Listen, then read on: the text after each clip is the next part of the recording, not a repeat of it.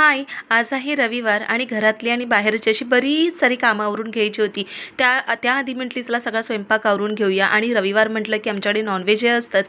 So chicken आणलं होतं आणि त्याचीच तयारी चालू होती. मी तुमच्यासोबत जसं हाय करते तसं आयंशलासुद्धा हाय करायचं असतं, हॅलो करायचं असतं, गुड मॉर्निंग बोलायचं असतं.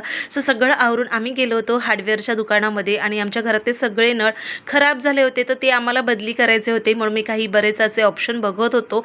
तर हे मला बऱ्यापैकी आवडलं होतं. म्हणजेच हे मिक्सर सोबतच शॉवर आणि 2-3 नळ होते आणि आम्हाला बेसिनसुद्धा चेंज करायचं होतं. कारण जेव्हापासून आम्ही घर घेतलं आहे तेव्हापासून आम्ही घरामध्ये काही बदल केले नाही आहे, तशातच राहतो. तर आता त्या थोड्याशा गोष्टी खराब झाल्या आहेत, त्याच्यामुळे बदली करायचं आहे.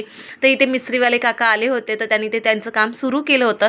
त्यानंतर जेवण करून आराम करून मस्त आम्हाला जायचं होतं थोडंसं शॉपिंग करण्यासाठी.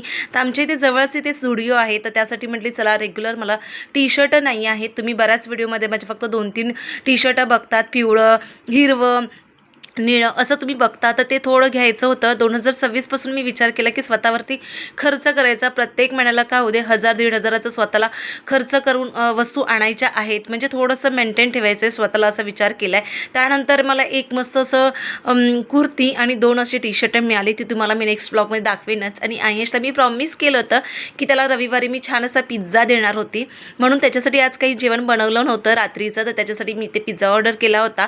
सोबतच आम्ही आमचं जेवण घेतलं होतं आणि अख्खा आमचा बोक्याने पूर्ण पिझ्झा खाऊन मोकळा झाला होता. त्याला म्हटले एक बाईट दे, तर त्याने बोलतात ना थोडंसं कंजूस करून मला 2 बाईट दिले होते. सो असा आजचा दिवस घालवला. मिनी ब्लॉग आवडला असेल तर नक्की फॉलो करा. चलो बाय.